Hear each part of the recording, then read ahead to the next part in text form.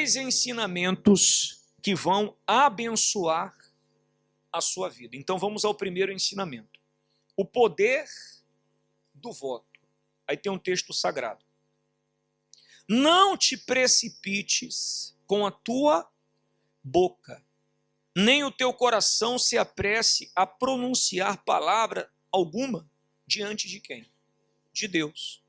Porque Deus está onde? Nos céus. E tu estás sobre a terra. Assim sejam poucas as tuas palavras. Você sabe que a palavra, Deus, ele é palavra. Deus é palavra. E Deus valoriza a palavra. Todas as palavras que nós pronunciamos, Deus toma nota. Boas ou más. Então, muito cuidado com aquilo que se fala. Deu para entender, sim ou não? Principalmente quando a pessoa faz um voto com Deus. Um voto. O que é um voto? O voto é uma promessa.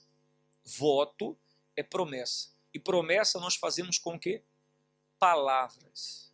Você não faz promessa com mímica. Sabe o que é mímica, né? Sabe o que é mímica? Você não faz promessa com mímica. Você faz promessas com palavras. Então, se você promete algo para Deus, cumpra. Cumpra. Não se precipite para prometer algo que você não vai fazer.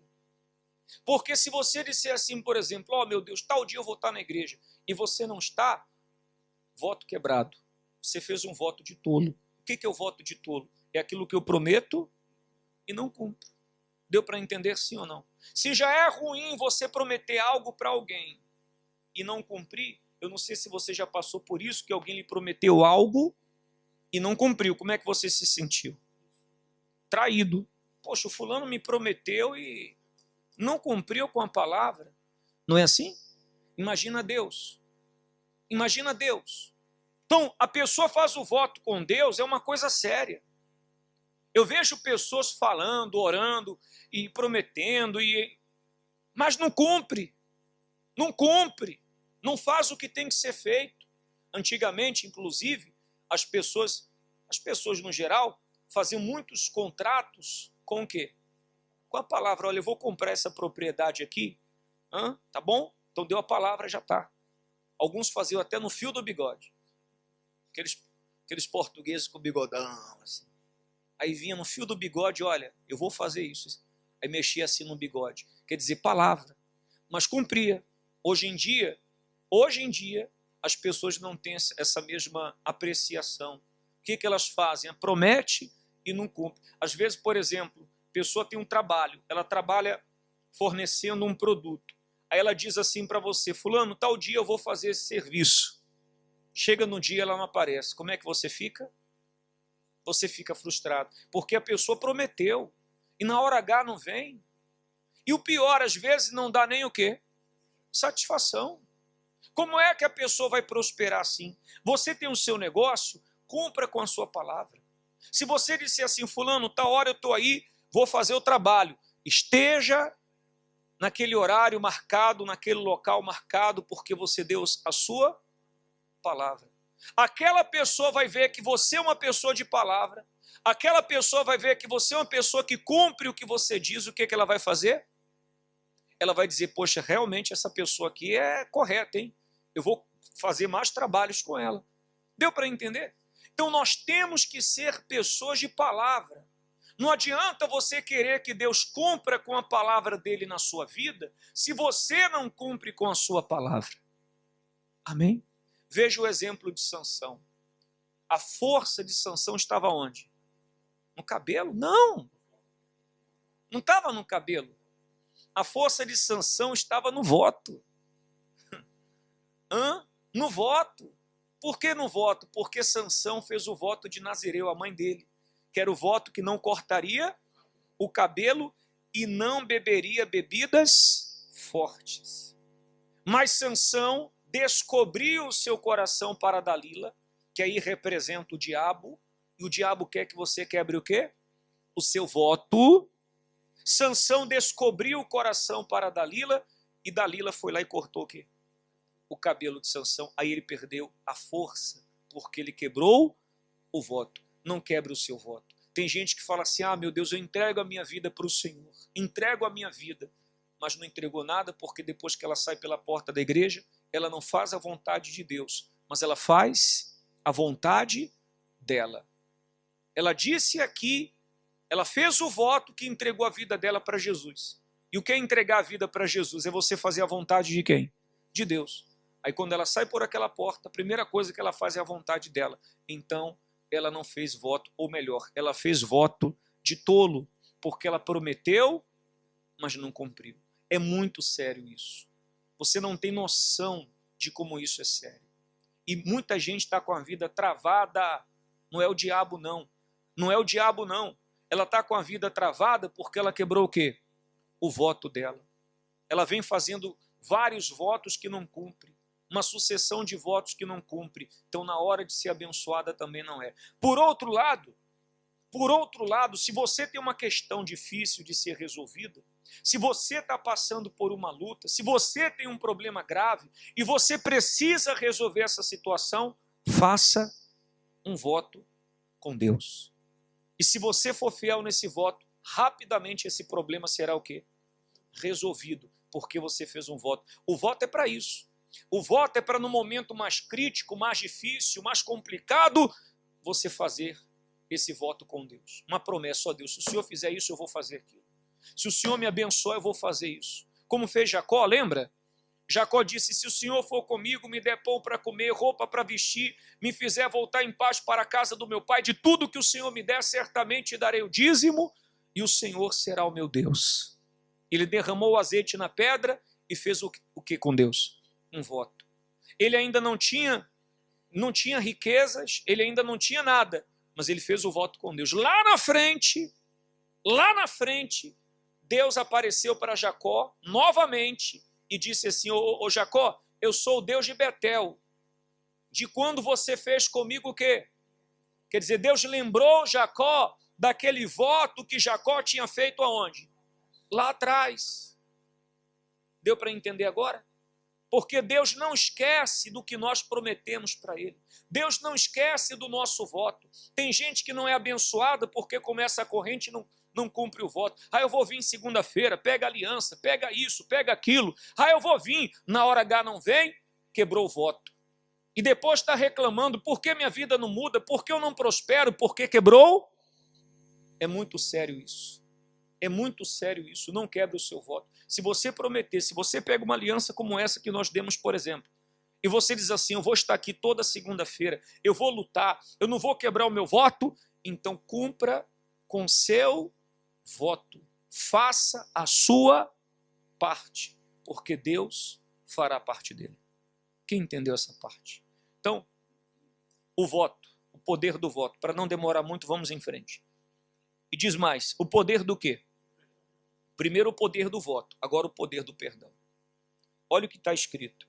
Então Pedro, aproximando-se dele, do Senhor Jesus, disse, Senhor, até quantas vezes pecará meu irmão contra mim e eu lhe perdoarei? Até 7. Jesus lhe disse, não te digo que até 7, mas até 70 vezes 7. Quer dizer, sempre. É tão maravilhoso o perdão, é tão maravilhoso que quando você perdoa a pessoa que lhe ofendeu, aí você perdoa uma vez, perdoa duas, perdoa três, e você vai perdoando. Chega uma hora que você até começa a entender a outra pessoa. Você começa a compreender a outra pessoa, porque tem gente, no mundo em que nós vivemos hoje, tem gente boa e tem gente má. Tem pessoas boas e pessoas o quê? Mas é uma realidade, não fuja disso. Então você sempre vai encontrar pessoas que vão tentar lhe prejudicar. Você sempre vai encontrar pessoas que vão tentar fazer o mal contra você. Mas o que você tem que fazer? Guardar mágoa, ressentimento, ódio? O que isso vai lhe ajudar? Nada. Nada. Isso não vai lhe ajudar em nada. Você vai ter que perdoar. 1, 2, 3 e quantas vezes for. Vou dar o exemplo do casamento. Casamento é assim. O marido vai perdoando os erros da esposa e a esposa vai perdoando os erros É normal. Porque são duas cabeças diferentes. Ele tem um feitio, ela tem outro feitio. Não é assim? Ele tem um temperamento, ela tem outro temperamento. Ele tem defeitos, ela também tem defeitos. Quem não tem defeitos, joga aí a primeira pedra. Todos nós temos defeitos. Todos nós estamos sujeitos a isso. Amém? Então, no casamento é assim. Um vai perdoando o outro e um vai perdoando o outro e perdoa uma, duas, quantas vezes for necessário. E aí um vai entendendo o outro. 50 anos. Não é isso? Vai entendendo que o outro tem os seus defeitos, vai entendendo o gosto, vai entendendo os defeitos do outro e vai criando-se ali um bom ambiente, porque ela vai superando aquelas mágoas, aqueles ressentimentos. Deu para entender? Sim ou não? Então aprenda a ser uma pessoa que perdoa. Aprenda a ser uma pessoa que perdoa, porque se você não perdoar, você também não será perdoado. Jesus não disse isso? Perdoai para seres perdoados. Eu já dei o exemplo aqui de uma senhora que fomos libertar, ela disse, eu prefiro ir para o inferno, mas eu não perdoo. Eu sempre guardo esse exemplo comigo dessa senhora, porque imagina a pessoa falar que prefere ir para o inferno, é porque ela não tem noção do que é o inferno. Ela não tem noção do que acontece no inferno, porque senão ela perdoaria. Entenda que quando você perdoa, o perdão traz paz. O perdão traz paz. Quando você perdoa, você fica em paz. Você fica em paz. Seu coração fica leve ou não fica? Fica ou não fica? Leve, porque você perdoa. Você fica de bem com tudo. Você fica de bem com a vida. Fica de bem com as pessoas. Amém? E aí vem outra pessoa. E o diabo vai usar pessoas para tentar sujar o nosso coração. Claro que sim. O diabo vai usar pessoas, situações para tentar sujar o seu coração, porque se você tiver com o coração sujo, você não tem força. E a mágoa trava a vida da pessoa. A pessoa que tem um coração sujo fica com a vida travada, amarrada, inclusive financeiramente. Então aprenda a perdoar. Seja uma pessoa de perdão. Amém? Seja uma pessoa de perdão. Aprenda a relevar. Aprenda a ser tolerante. O que é ser uma pessoa tolerante? Jesus disse assim, se alguém te obrigar a andar 1 milha, ande 2. Se alguém lhe pedir a tua capa, dê a tua túnica. Seja tolerante. Por que essa guerra agora no Oriente Médio? Porque não há tolerância. Tolerância, zero. Então um fica acusando o outro, aquelas acusações, e joga para lá, joga para cá, e começa a bomba de um lado, bomba de outro, o inferno está formado. Não é assim? Falta tolerância, falta perdão. Então o segundo poder, que é o poder forte, é o poder do perdão. E o terceiro poder, o poder da fé. Então quando há voto e quando há perdão, há fé. O poder da fé. E diz aí, ora, a fé é o firme fundamento das coisas que se esperam e a prova. Então você não vê, mas você crê. Você não toca, você não apalpa, mas você crê. É fé. Deu para entender? Agora vamos lá. Existe a fé natural e a fé sobrenatural. O que é a fé natural? Por exemplo, você veio para a igreja hoje, pegou o autocarro de repente para vir na igreja. Você não perguntou ao motorista assim, vem cá, você tem condição de me levar na igreja? Esse autocarro vai chegar na igreja? Vai chegar lá na paragem lá? Você não fez isso. Por quê? Porque você creu que você ia entrar no autocarro e ia chegar aqui. É uma fé natural. É uma fé natural. Agora, o que é uma fé sobrenatural? A fé sobrenatural foi a fé que Moisés teve que usar para abrir o Mar Vermelho.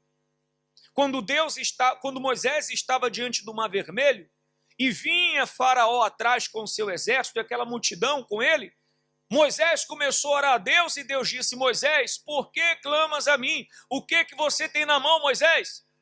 Cajado. Estende o teu cajado e manda o povo que marche. Amém? Quer dizer, naquele momento, Moisés teve que manifestar o quê?